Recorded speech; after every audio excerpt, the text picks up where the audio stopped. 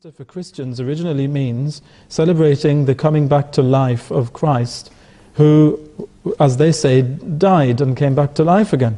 So are they really celebrating that, or as you said, is it just another, reason to go and buy chocolates? So of course the Christian belief that on the Friday, yes, Christ was crucified and he died, and on the third day he rose again. Well, of course we see today that that is not the case. There are some Christians who celebrate it in a religious way, but they're dwindling in number day by day.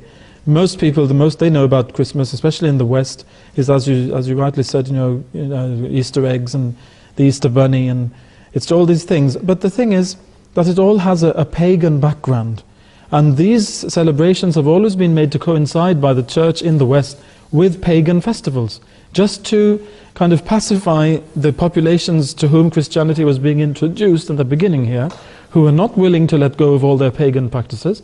So they kind of compromised with them, saying that, look, you want to celebrate this celebration, this festival, well, let's make it coincide with one of ours. And you can change the name, but it'll be pretty much the same thing. And we know that Easter is actually a celebration of the god of fertility, or goddess of fertility here in Europe, and it actually links with that. So there is an idolatrous practice linked to Easter. So Muslims would of course never celebrate. The confectioners Easter and the card manufacturers, this is a great source of revenue for them.